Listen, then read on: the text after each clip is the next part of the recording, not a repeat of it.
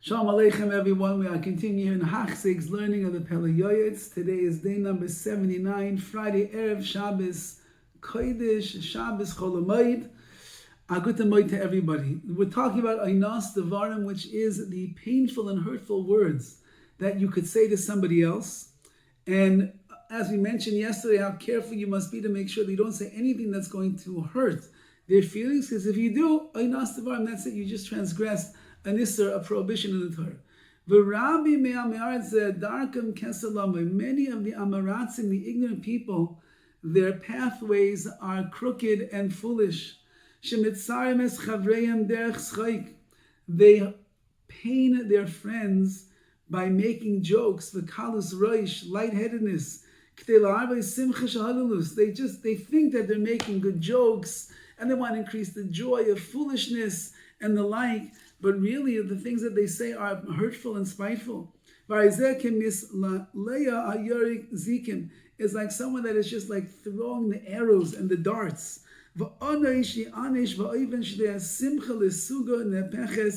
And the punishment is going to be that whatever simcha, whatever joy they thought that they are creating with their foolish words of joking and comedy and the like, HaKadosh Baruch Hu is going to turn it to the opposite. It's not going to be simcha after all. And because it's so severe over here, how easy it is to transgress and make such a mistake, be on the mishmar. You got to guard yourself carefully.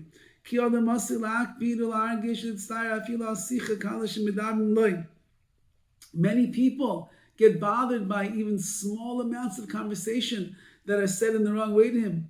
But he himself doesn't feel the pain of his friend. So says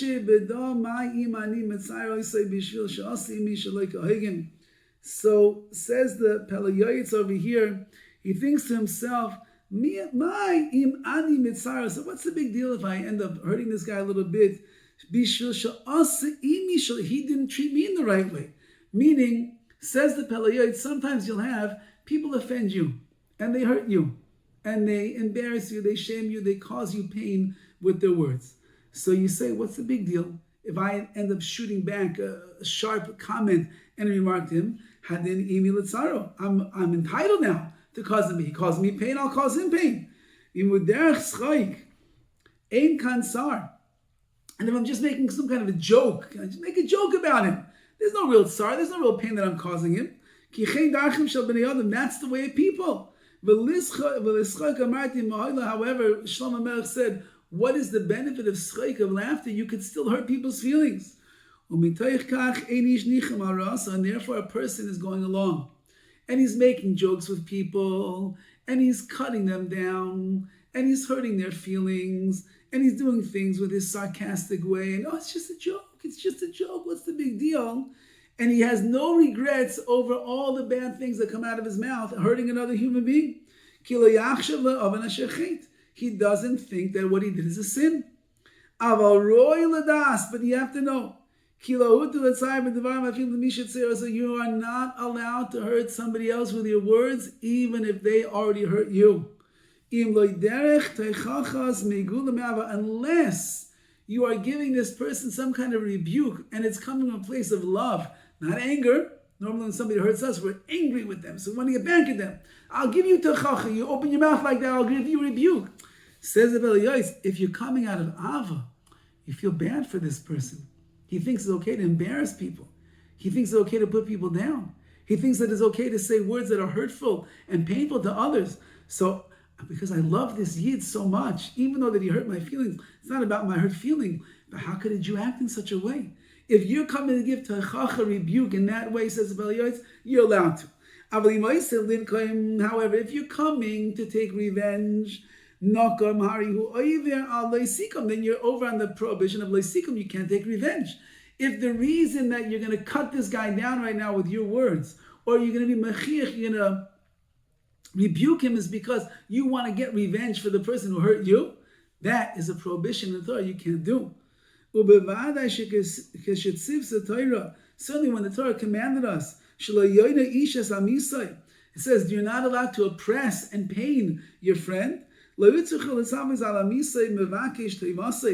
course, if it's talking about a person who did you good, for sure that's a Torah. That's obvious to the logical mind. I can't cause someone who does me good pain with my words. The atub, the shuftene askina. We're talking about somebody that already is obvious that the person does good for me. Even if the person did bad to you and he caused you pain, you're not allowed to repay the person bad for bad. So says the Pele Yoetz, someone does you good, you don't have to be a genius to understand, don't cause them pain with your words. Someone does you bad where you think you're entitled to go and do them pain, says the Pele Yoetz, no, you're not. And if you're just making jokes, you're doing jokes with this person, and you're making late sonas, you're making jest with him. You should know, in the beginning, the punishment will be yisurim. There's going to be suffering. At the end, going to be destruction. You don't realize how your jokes are hurting another person. You don't realize that the comments, the backhanded comments, the sarcastic humor, and you don't realize how much pain it's causing to another person. And therefore, says the Gemara, you're going to be in big trouble. What looks to you like it's no big deal, first will come Yisurim, and if you don't stop, will end up coming Kalya, will come the end. Therefore, a person should be very careful from offending other people with your words. But certainly, a husband to his wife, because by a woman tears come very easily. She could cry on the drop of a dime. It's much easier to transgress the prohibition of Ainah, of hurting her with your words. You have to understand that a woman, a wife, has a higher level of emotions. She has different hormones that are going on inside of her all of the time, depending on a myriad of different things. And therefore, you might say something that maybe not so hurtful, but by her it is hurtful. And therefore, if she starts crying, that's it. You just overstep the boundaries of Ainah, and you're going to have to pay for that dearly. And therefore, he says, be very, very careful. Husbands, listen to the words of Chazal. Be very careful with your wives. Smile as much as you can. Speak softly as much as you can. Don't get agitated as much as you can. Never chalila v'chas make an off-color remark to her or a joke that puts her down, God forbid, because if you do, you could end up making her cry. And that's going to be oinasa kroiva. Her pain and hurting her with your words is much closer than by other people. Really, you should make every effort in the world that the spirit of people around you should be pleased with you. People should say, whoa, we like this person. He talks so nicely. He makes us feel good. He gives us chizuk. He smiles. That's the kind of person that we like. Not one of those people that comes along and makes people feel bad all the time. And if people like you and people are pleased with you, then Memela automatically, HaKadosh Baruch will be pleased with you as well. You're a Kiddush Hashem, and that's, in fact, what HaKadosh Baruch Hu wants from us. Now, in the days of Sukkot, with many family members around the table, husbands, wives, children, guests, friends from the neighborhood, everybody's coming home.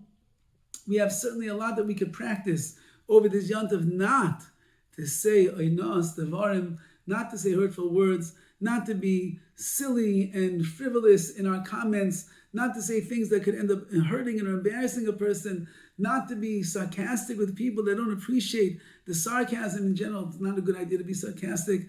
People usually do get hurt by such languages and such language and quips that people say, and that way we can work on really positive speech. Positive speech in the sukkah, Torah, tefillah, chizuk to one another, good schmoozing, catching up with the family members you haven't seen in a while, guests that are at the table, good stuff. Speaking about good stuff, that's what our mouths were given for. Death and life is in the hands of the tongue. Let us use our tongues for chayim. That's still in the days of life right now between Rosh Hashanah, Yom Kippur. Sukkot is the days of life. How do we use them the best way? Use your mouth wisely. And in that zechus, in Yas Hashem, you will be beloved in the eyes of people and treasured and beloved in the eyes of Hashem. Have a wonderful Shabbos and a good Moed. All the best.